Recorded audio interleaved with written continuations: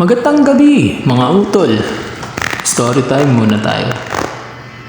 Isang call center at isang MC driver. Ang MC driver ay nagngangalang John. Si John ay isang habal driver na kung saan may isang anak at siya rin ang mabubuhay sa kanyang ina. Isang gabi ay parang sinisipag si John na mamasada dahil alam niya na maraming call center na pwedeng sumakay sa kanya lalo't gabi nga at magmamadaling araw na. Si John ay isang napakasipag na lalaki. Ginagawa niya ang lahat para sa kanyang pamilya upang mabuhay ang kanyang ina at anak. Si John ay 25 years old na at taga Taytay Rizal. Isang gabi, nung siya ay namasada, may nakita siyang isang babae na walang masakyan na jeep, kaya naman agad niyang inanok ito at ito nga ang nangyari. Ma'am, baka wala kang masakyan ngayon at walang jeep. Kita niyo naman, di ba? So, saan ba kayo patungo? Papasok sana ako sa aking trabaho, nga lang wala akong makitang jeep. Saan ka rin ba patungo? Baka pwede kong sumakay sa'yo. Sakto ma'am, patungo sana ako sa pupuntahan nyo. Hindi, joke. Habal driver nga pala ako. Baka gusto mo lang naman, mura lang naman sa akin kasi di naman kami legal para mamasada. O sige ba? Doon nga pala ako sa may Ortigas. Magkano ang fare doon mula dito sa Tikling? Ma'am, ganun ba? Sige, 50 na lang po para sa inyo. Basta araw-araw ako na yung driver nyo Nako kuya, talaga kayo mga lalaki, bola kayo. Baka mamaya may asawa ka, may-ari pa ako. Sige na, tara na, baka malate pa ako.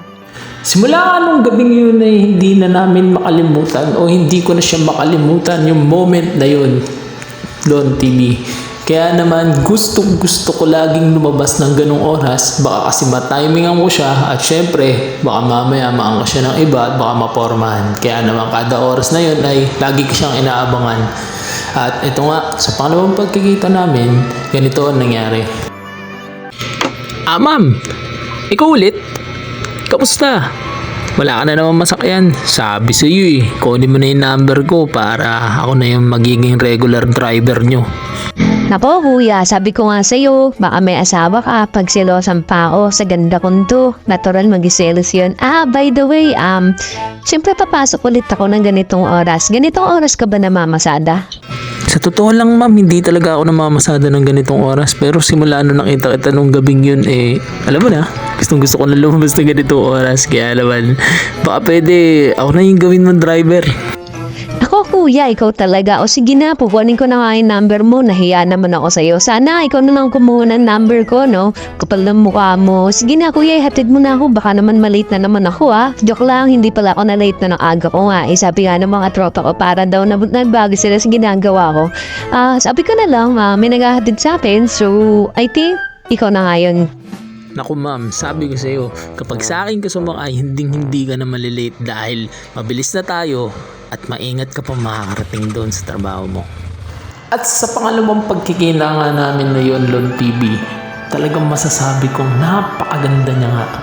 Napakatakas ng ilong, napakaputi, at napakaganda ng kilay, at medyo mapungay ang kanyang mga mata. At sa haba nga ng biyahe namin nakapagkwento siya sa akin. At doon ko nga nalaman na sobrang lungkot pala ng buhay niya. At hayaan ko sanang ikwento sa inyo at elaborate lahat ng sinabi niya sa akin. Alam mo ba na kada gabi naiisip ko hanggang kailan kaya ako mabubuhay mag-isa. At naiisip ko rin kamusta na kaya yung pamilya ko sa probinsya. Kasi dito sa dorm ko napakalungkot. Wala akong kasama. Ma'am, nasan ba yung pamilya mo? At bakit mo kasi pinili mag-isa? Wala bang trabaho maganda dun sa probinsya nyo? Wala medyo malayo kasi kami sa Kabiasnan at yung daddy ko naman, foreigner. At yung nanay ko naman, Pilipina. Kaya naman yung nanay ko, naiwan dito mag-isa. At ayun, mas pinili niya na lang magtrabaho sa hindi kaaya-ayang trabaho. Alam mo na yun. Kaya naman ako, Kaysa matulad sa kanya, nagsikap na lang ako na makapunta dito sa Manila. Nang sa gayon, pag nakaipon ako ng pera, baigtas ko na yung nanay ko sa trabaho niya. Curious lang ako, ma'am, ano? Bakit napili niyo mag-call center? Di ba mas masarap trabaho na lang sa mga mall kasi mas maaga kang makakatulog dun. Actually, wala talaga akong choice kasi high school lang ang tinapos ko since ito lang yung trabaho na tumatanggap ng high school graduate na malaki ang sahod. Labang ko na. Kasi gano'n naman Pag nakaipon naman ako, magbi-business ako, tas tutulungan ko na yung magulang ko. Hilang naman yung goal ko sa buhay. Ang lungkot pala ng buhay mo, no, ma'am? Kala ko, masayahin ka kasi pag nakikita kita, lagi ka nakangiti. Tapos, ang pungay-pungay pa ng mata mo. Although, parang ang lungkot mo nga, no? Pero sa kwento mong yan, lalo pa kitang nakilala. Naku, diba sabi nga nila, kuya, don't judge the book by its cover. Kaya naman huwag kang titingin sa physical nilang pangangatawan o sa mga mata nila kasi madali na magsinungaling ang mga yun. Kaya naman, sana kung narinig mo tong kwentong to, sana kapulutan mo pa rin ang aral kahit na simple lang yung napagkwentuhan natin dalawa. Sige na kuya, dito na ako. Ingat ka ha. Saglit lang, ma'am. May sasabihin pala ako sa inyo. Ito nga pala yung bayad, pati ano nga pala yung sasabihin mo. Ma'am, masasabi ko lang na napakatatag mo. At least hindi ka pumasok sa ganun trabaho. At least nagkaroon ka ng sarili mong decision. Proud ako sa mga katulad mo. Ganun ba? Sige, salamat. Next time ulit. Tawagan na lang kita pag magpapahatid ulit ako sa'yo. Kasi bukas day off ko. Baka magpahinga muna ako. Ganun ba, ma'am? Ako rin magde-day off. Pero baka pwede namang lumabas tayo? Baliw. Unahin mo na lang siguro yung mga gagawin mo. Kasi siguro kahit day off ko, baka sumideline ako. Ganun ba, ma'am? O sige, una na ako Uwi na rin ako kasi ikaw lang naman talaga yung sinadya ko. Sige na, para kang tanga. Ingat Bye! So yun nga ng TV, no? Di ko alam, parang may kirot akong naramdaman. Di ko alam, parang ang hirap damdamin Kasi di ko naman akalain na malungkot pala yung buhay niya at ganun yung pinagdadaanan niya. Kaya naman, sa pangatlong pagkikita namin, may ginawa ko sa kanya na isang alaala na hindi niya malilimutan na kahit pumikit siya, na kahit pumasok siya, maaalala niya yun. At ito nga nangyari, Love TV. Miss, tagal na natin magkakilala pero hindi pa kita na tatanong ano ang pangalan mo. By the way, ako nga pala si Jan.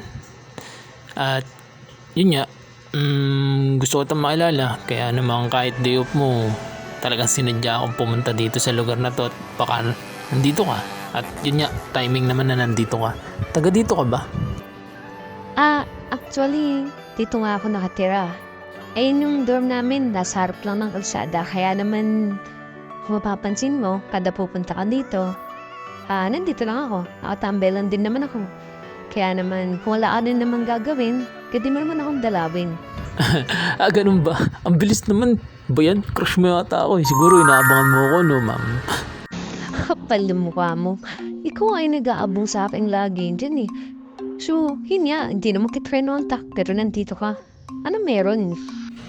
Bala ko sanang daling ka sa isang lugar na alam kong hindi mo malilimutan Naku, ikaw may bala kaya manligaw sa akin. Joke, advance lang. Naku, huwag mo akong ginaganyan, ma'am. Baka patulang kita. By the way, I'm John. Di mo pa sinasabi yung pangalan mo. Baka pwede kong malaman. O sige, ganito na lang. Malalaman mo yung pangalan ko once na napuntahan na natin, kung pupuntahan na natin. Okay, game? Okay, game. Ako pa.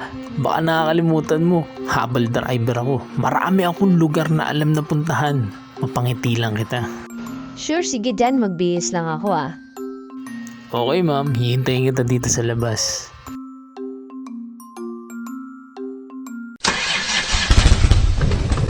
Paano, ma'am? Kumapit ka mabuti. Baka malaglag ka sa akin, ha? Ganon. So, pag nalaglag ako sa'yo, di mo ako sasaluhin. Yan, kayong mga lalaki talaga, paasa. Alam mo ma'am, umpisa pa nga lang, alam mo naman na nandyan ako sa tabi. Siyempre, hinahatid sundo nga kita. Oh, anong ibig ko sabihin? Siyempre, alam mo na yun. Hindi kita pinaasa. Gusto nga kita actually alagaan.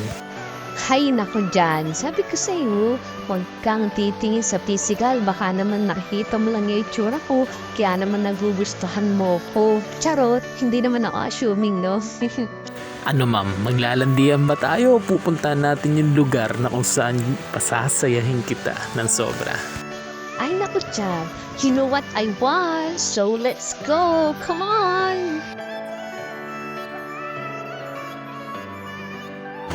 At yun nga, Lon TV. Pumunta kami sa lugar na kung saan marami kami ng pag-usapan. At napag-usapan niya namin yung mga pangarap namin sa buhay. At dito ko rin nasabi na may anak ako at may kasama sa bahay. At yun yung nanay ko. Wala naman siyang sinabing masama about dun. Hindi niya naman kinestyon kung ano ba nangyari sa amin ng nakaraan kong asawa. At yun nga, dahil sa gabing yun, nakilala niya ako at nakilala ko siya. At dito nga, sa gabing to, nalaman ko kung gaano kahirap yung pinagdaanan niya sa kamay ng boss niya. At ito nga yung kwento niya.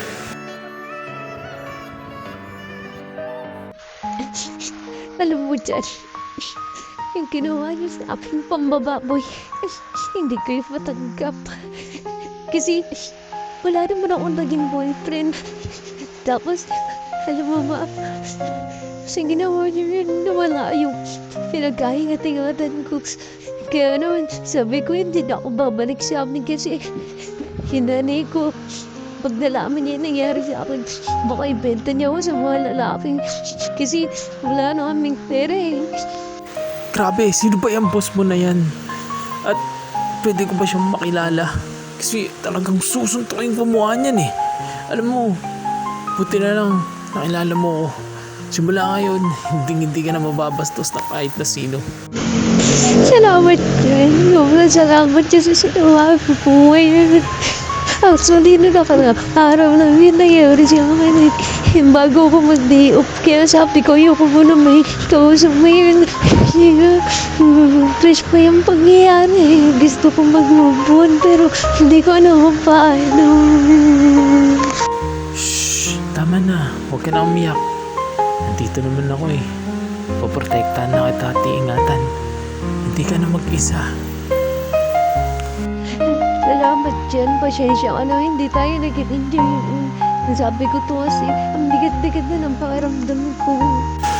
Hayaan mo. Ikaw na ang prinsesa ko. At iingatan kita habang buhay. Hindi kita hayaang mag-isa. Lagi na ako nasa tabi mo.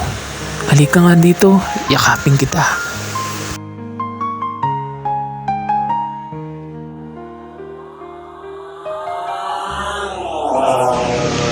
Yan, salamat sa pagsama sa akin ngayong gabi. Nag-enjoy ako at kakabusog nga yung foods. Ang ganda rin ng overlooking. By the way, ang pangalan ko nga pala ay Estra. Nice to meet you dyan. At na pala, sabi mo, di mo na ako iiwan. At paprotektahan mo rin ako. Hayaan kita manligaw dyan. Basta, mamusasirahin yung tiwala ko ah. Pati yung nangyari sa akin, trauma yun. At least, nalabas ko na. By the way, Jan, thank you ulit. Ang ganda pala ng pangalan mo, no? Estra Enlon. Pag pinagduktong kaya, subukan ko wait lang. Estra at Lon. Lontra. Hindi, joke lang. Eslon? Ewan, hayaan mo na. Next time na lang nating isipin pag tayo na. Baliw ko talaga nun. Sige na. Tahinga na ako at may pasok pa ako bukas. See you. Estra. Ako lang Anong ikaw lang? Wala naman akong iba. At kung ikaw lang, di pa naman tayo. Kaya naman, sige na doon. Umuwi ka na, anong oras na rin. Goodbye. Sige, goodbye. Ingat. Alis na ako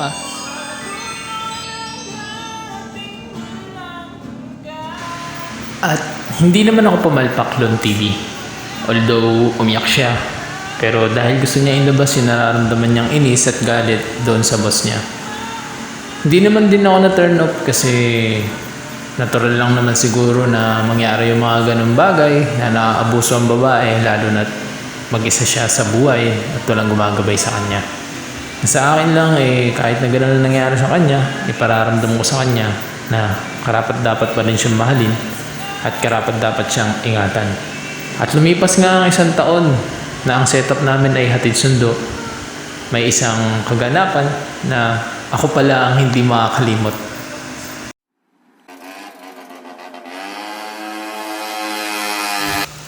Ezra. Jan, kanina ka pa dyan? There's anything problem, Elsa? Paul, this is Jan. By the way, Jan, this is Paul, my boyfriend. Ha? Boyfriend? Kailan ka pa nagka-boyfriend? Akala ko ba no boyfriend since birth ka ha? Bakit? Di ko maintindihan. Ba't mo ginawa sa akin to? Brad, excuse me, no? Hindi naman sanang himas ko sa inyong dalawa at kung ano meron kayo. Pero kasi kailangan naming ayusin yung buhay namin dalawa. Kung hindi mo alam ako nga pala yung boss ni Ezra. And she talk about you and kung anong meron kayo.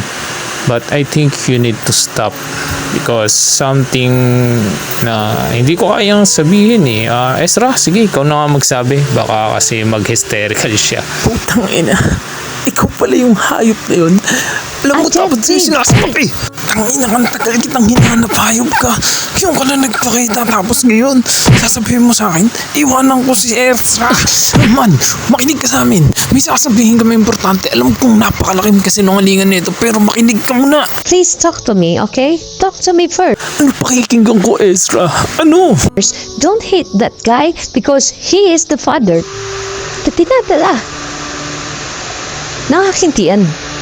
So, Jan, please stop. Don't hurting him. He is important to me. And I need him. Jan, umuwi ka na. Jan, umuwi ka na. Putang ina naman, Ezra. Putang ina.